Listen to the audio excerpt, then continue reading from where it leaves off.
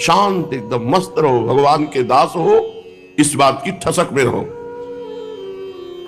संतुष्टायेन केन का मतलब हर स्थिति में संतोष धारण करो।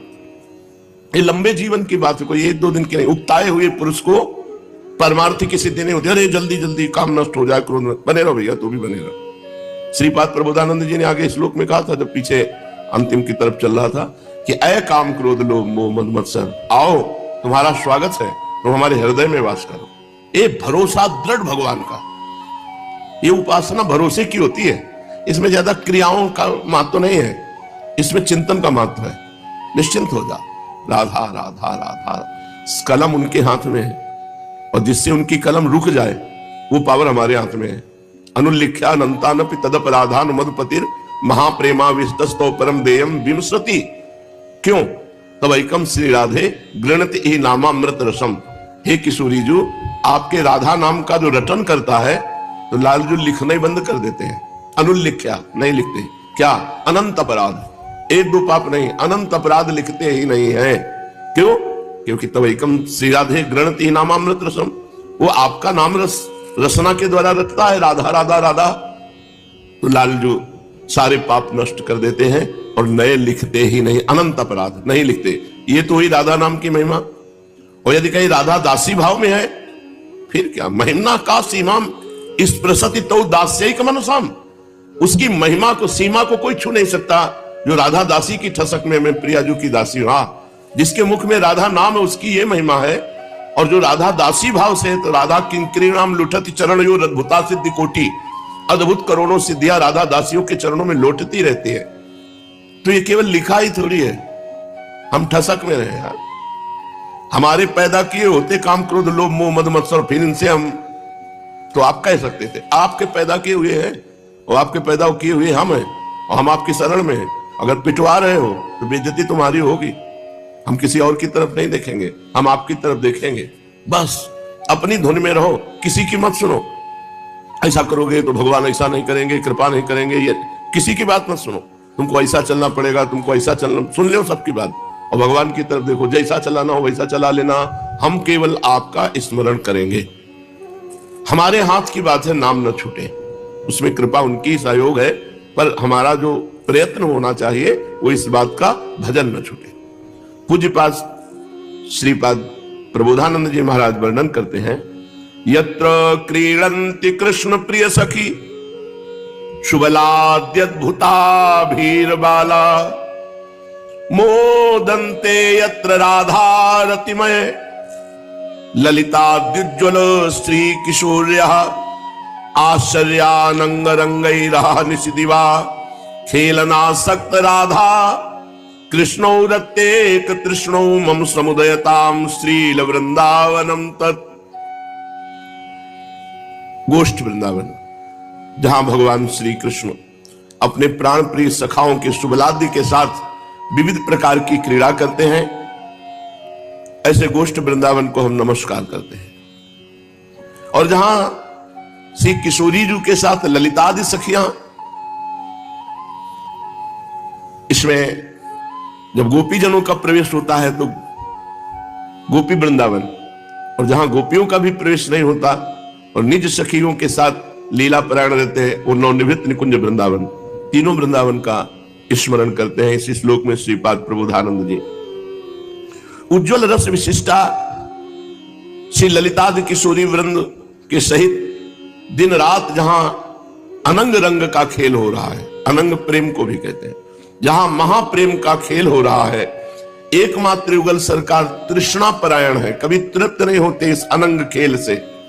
ऐसे श्री प्रिया प्रीतम के नवनिवृत्त निकुंज वृंदावन में मेरी रति हो, वृंदावन मेरे हृदय में प्रकाशित हो।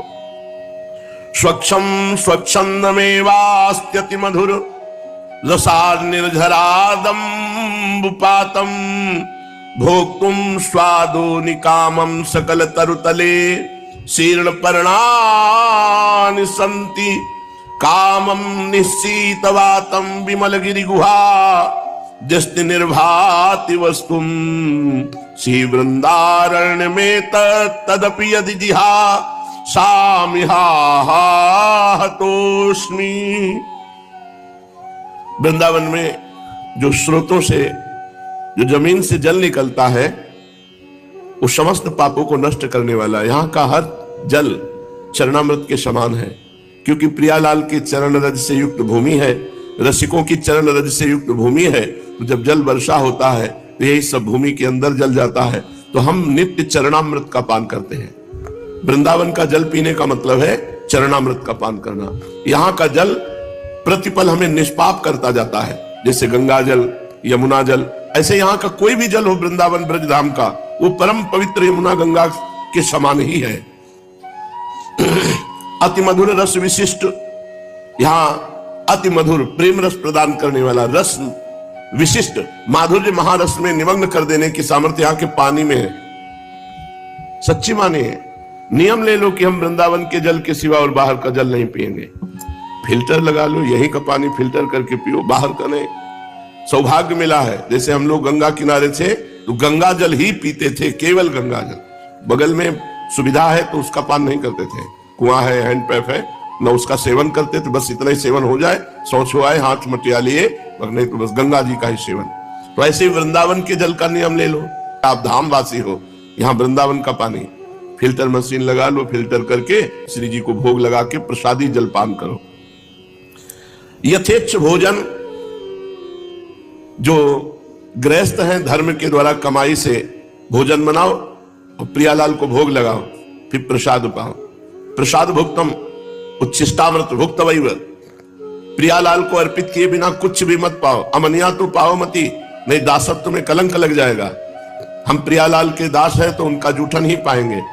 भोग लगाकर भोजन, अर्पित करके जल, कोई भी पुष्प वस्तु कुछ भी ऐसा नहीं जो प्रियालाल को अर्पित ना किया जाए। ऐसे दर्शन करा दो, बहुत जल्दी है, तुम्हें भोग लगाने का टाइम नहीं है तो ऐसे सामने जाकर ऐसे दर्शन करा दो, जय बोलो, पालो जाके। और कुछ ना मिले तो कह रहे सूखे पत्ते खा के जी लेना, लेकिन वृंदावन मत छोड़ना। पानी पी के, यहां गिरे हुए सूखे पत्ते खा करके, लेकिन हम वृंदावन नहीं छोड़ेंगे। यथेष्ट कामम निशीत वातम विमलगिरी गुहाद्यस्त निर्भाति वस्तु, रहने को न मिले तो फुटपाथ में पड़े, किसी पुराने मंदिर के चबूतरे में पड़े। हमें लगता है 25-30 वर्ष तो ऐसे ही गए हैं। 25-30 वर्ष कभी कमरे में नहीं सोए होंगे। या तो घाट, मंदिर, वृक्ष का नीचे, खंडहर, यही कभी बिजली पंखा इनके नीचे। कभी जवानी ऐसे गई है कि कभी स्मरण ही नहीं आता था कि कोई संसार के सुख है। बस एक आग लगी थी, कैसे भगवत प्राप्ति हो, कैसे भगवत आनंद की अनुभूति हो। और भगवान की कृपा से ऐसे ऐसे संत मिलते जाते कि और आग बढ़ती जाती वैराग्य की। तो गर्मी सर्दी को सहो, अभ्यास कर लो, वैसे होगा। पूरी सर्दी ठंडे पानी से स्नान करना, गीजर के पानी का प्रयोग न करना। पूरी सर्दी बहुत ठंड लग रही है, नीचे की मार्किन ओढ़ लेना। महंगा कम्बल रखा है, नहीं रखा है सबको दिखाने के लिए, अपनी रहनी में रहे। गर्मी सर्दी सीखे, सहन करना सीखे। नहीं है तो कोई गिरी गुफा में पड़ा रहे, कंदरा में पड़ा रहे, लेकिन वृंदावन वास न छोड़े। कैसी भी परिस्थिति आवे, वो मंद भाग्य है जो सुविधा को लेकर के वृंदावन को छोड़ता है। यहाँ का पानी अनुकूल नहीं, अरे यहाँ बहुत भीड़ है, क्या भजन, भजन तो एकांत में होता है।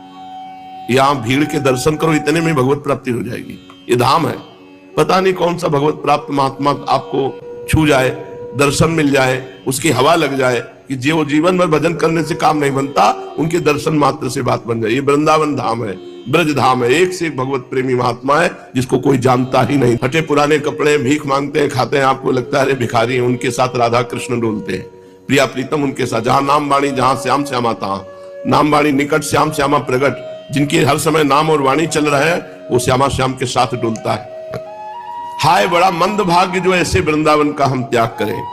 महाप्रेमो बोधेर यद अनुपम सारम यदमलम हरि प्रेमाम बोधेर मधुर मधुरम दीपवलयम मुनीन्द्राणाम वृंदई कलितरस वृंदावन महो तदे तद्देहांतावद समधिवासम दिशतु में।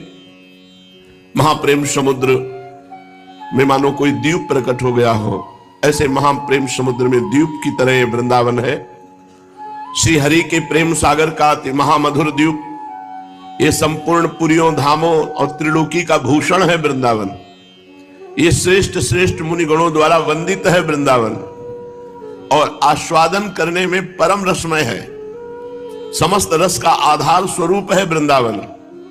आज से मैं नियम लेता हूं कि जब तक शरीर रहेगा मृत्यु पर्यंत अखंड वृंदावन वास करेंगे। श्रीपाद कहेंगे सम्यक रूप से नियम पूर्वक प्रतिज्ञा पूर्वक, अगर शरीर में प्राण है जब तक तो वृंदावन के बाहर नहीं। किशोरी जो निर्वाह करती है, पर नियम बहुत हृदय एकदम अनन्य होगा तो ही ले पाएगा, नहीं घबराहट पैदा हो जाएगी। अगर बीमारी बढ़ गई तो फिर हमको तो दिल्ली जाना पड़ेगा। हाँ, तो दिल्ली अमर कर देगी तुम्हें, जाओगे तो अमर हो जाओगे, तुम फिर अविनाशी हो जाओगे। अरे जो कछु लिखा लिलाट दुख सुख देह संग, भुगते गो जहां जाएगो या सिद्धांत भंग। तुम्हारे भाग्य में अगर दुख लिखा है तो जहां भाग के जाओगे दुख मिलेगा। अगर वृंदावन बने रहोगे तो कलह कलेश न व्यापे ईठा, ये ठौर विष्ट ते न्यारी। यहाँ ज्यादा प्रारब्ध नहीं सताता है, हल्के में निपट जाता है। कलह कलेश न व्यापे ईठा, ठौर विष्ट ते न्यारी। ये जगह त्रिभुवन से अलग है, ये भगवान का निज धाम है। अगर यहाँ हो तो धाम कृपालु है, वो इतना नहीं सड़ने देगा जितना प्रारब्ध सड़ाना चाहता है। इसलिए बाहर मत भागो, दिल्ली कलकत्ता। ये दुर्भागी लोग हैं जो भाग जाते हैं।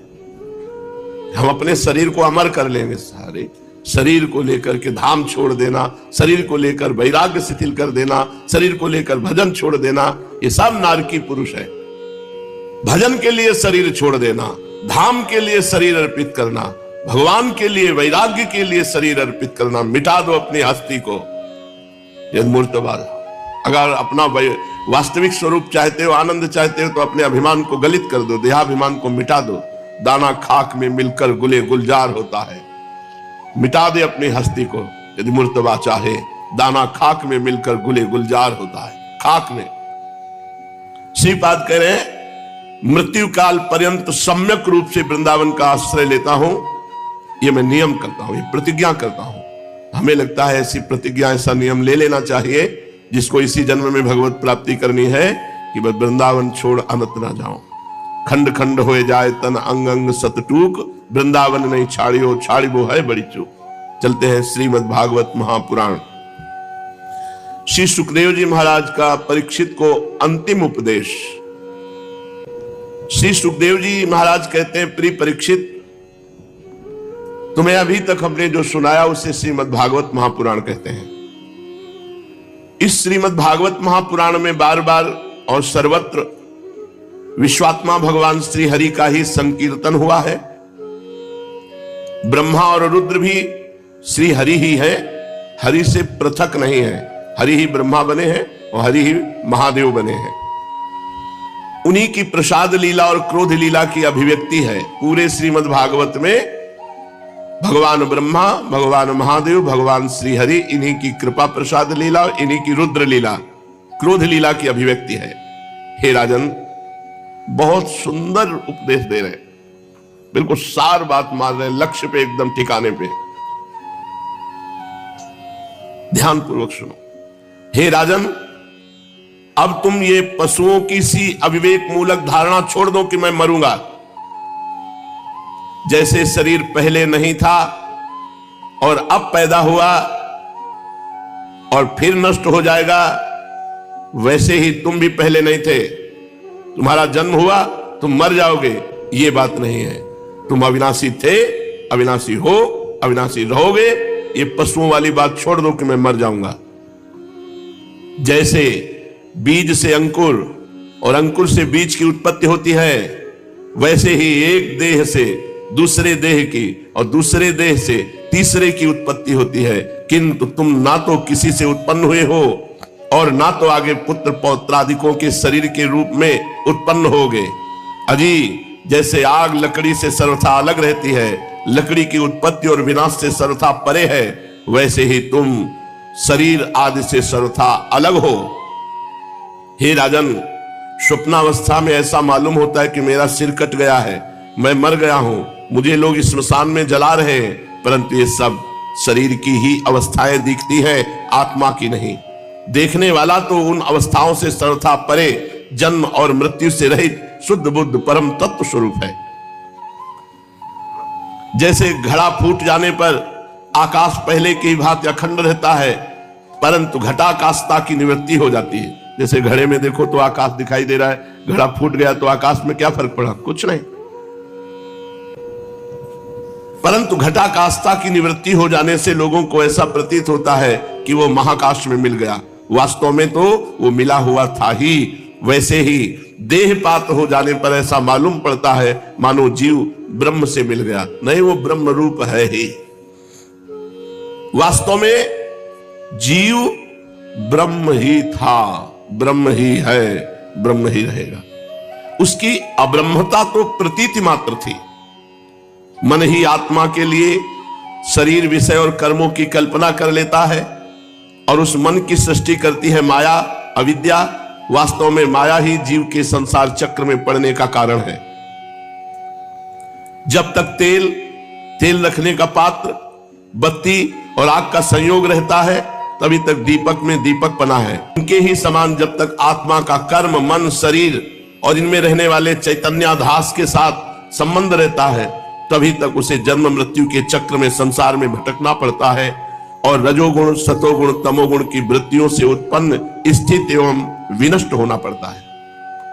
परंतु जैसे दीपक के बुझ जाने से तत्व रूप तेज का विनाश नहीं होता, वैसे ही संसार और शरीर का नाश होने पर स्वयं प्रकाश आत्मा का नाश कभी नहीं होता। क्योंकि वह कार्य और कारण, व्यक्त और अव्यक्त सबसे परे है। आत्मा आकाश के समान सबका आधार है, नित्य है, निश्चल है, अनंत है। सचमुच सचमुच बड़े आनंद में है। सचमुच सचमुच आत्मा की उपमा